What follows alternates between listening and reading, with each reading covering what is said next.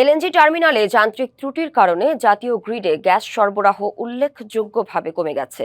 এতে দেশের বিভিন্ন অঞ্চলে আবাসিক, শিল্প, বিদ্যুৎ ও পরিবহন খাতে গ্যাস সংকট তীব্র হয়েছে। নারায়ণগঞ্জে কয়েকদিন ধরে গ্যাস সংকটে প্রভাব পড়েছে জনজীবনে। বিপাকে পড়েছেন বসতবাড়ির বাসিন্দারা। ব্যাহত হচ্ছে শিল্প কারখানায় উৎপাদন। সংকটের কারণে শিল্প উৎপাদন স্বাভাবিকের তুলনায় 15 থেকে 20% নেমে এসেছে।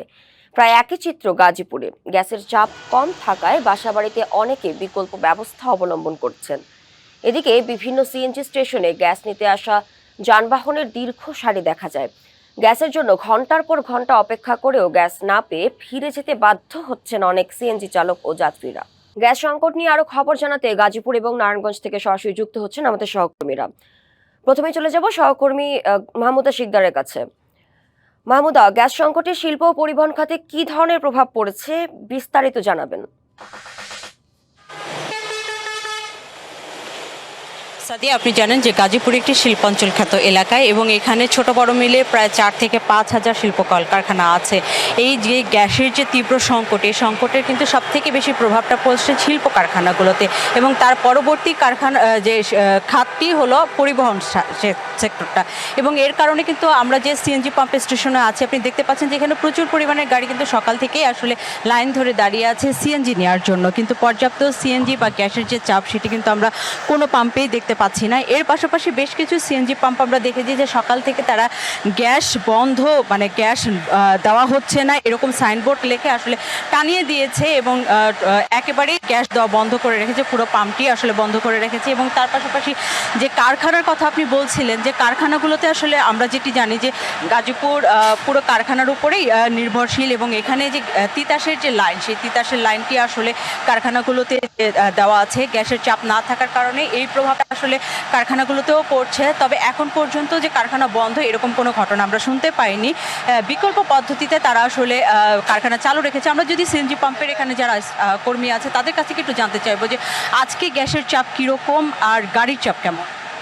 গাড়ির চাপ অনেক বেশি, গ্যাসের চাপ আপনার আগের সে পরিমাণ একটু ভালো, তো আগের একটু ভালো, কিন্তু ইদারিং খুব কম, আগের তুলনায় অনেক কম প্রেশার। তিতাসের সাথে ঠিক কোনো ধরনের কথা হয়েছে? কবে নাগাদ এটা ঠিক হতে পারে, কিছু জানিয়েছে আপনাদেরকে? সেটা আমরা বলতে পারি না, তবে আমাদের উপরে কর্মকর্তা যারা আছে ওরা বলতে পারবে।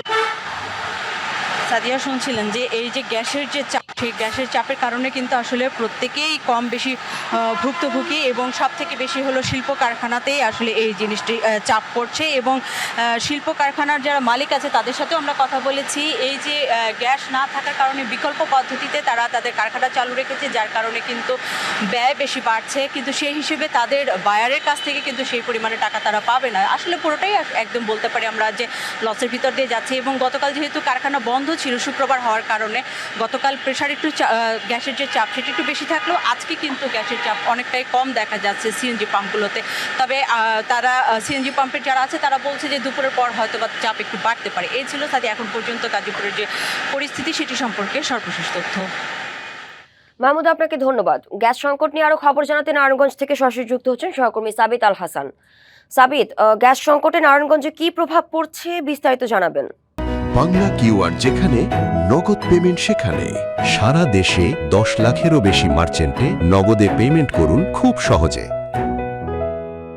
গত 3 দিন যাবৎ নারায়ণগঞ্জে গ্যাস সংকটের কারণে শিল্প কারখানা এবং পরিবহন সেক্টর কিন্তু ব্যাপকভাবে আসলে ভোগান্তির সম্মুখীন হয়েছে। বিশেষ করে পরিবহন শিল্প খাতগুলো সঠিকভাবে তারা উৎপাদন কন্টিনিউ করতে পারেনি এবং পরিবহন খাতগুলো তো দেখা গেছে এখানকার গাড়ি চালকরা ঘন্টার পর ঘন্টা দাঁড়িয়ে পর্যাপ্ত পরিমাণ গ্যাস পাননি এবং তারা বলছে যে যেটুকু গ্যাস পাওয়া যাচ্ছে তার পরিমাণ খুবই সামান্য এবং তাতে অর্ধেক জ্বালানি আর অর্ধেক খাওয়া, যে কারণে তারা আসলে পর্যাপ্তভাবে তারা চলাচল ঠিকভাবে করতে পারছেন না। তবে আজ সকাল থেকে পরিস্থিতি কিছুটা ভিন্ন বলে জানিয়েছেন এখানকার ফিলিং স্টেশনের যে কর্মকর্তারা রয়েছেন।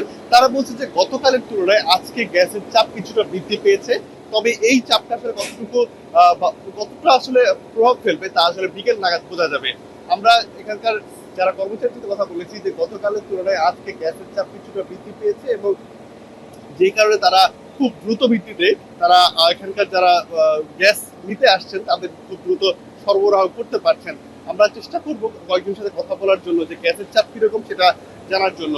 আমি একটু বলতে চাই যে আজকে গ্যাসের চাপ কেমন পাচ্ছেন, এটা আগের তুলনায় কি একটু বেশি কিনা? ভাই আজকে গ্যাসের চাপ কি একটু আগের তুলনায় বেশি কিনা? হ্যাঁ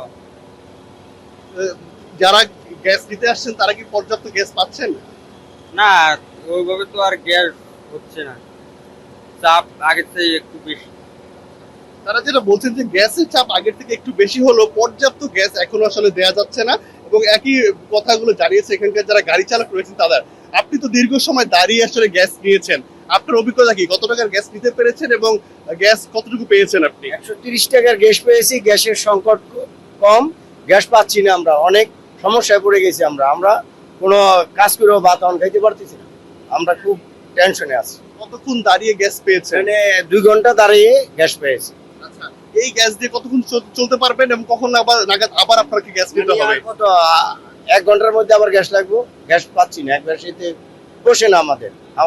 তাদের শুনছিলেন যে কি পরিমাণ ভোগান্তিতে আসলে তারা পড়েছেন, এবং এই ভোগান্তি কিন্তু প্রত্যেকটি গাড়ি চালকের যারা আসলে সিএনজির উপর নির্ভরশীল, এবং একই পরিস্থিতি কিন্তু কলকারখানাতেও রয়েছে যে দীর্ঘক্ষণ যাবৎ গ্যাস সংকট থাকায় ডাইংগুলো সঠিকভাবে চলতে পারছে না। এই ছিল নারায়ণগঞ্জ থেকে গ্যাস সংকটের এখনকার পরিস্থিতি। সাদিয়া। সাবিত, আপনাকে ধন্যবাদ।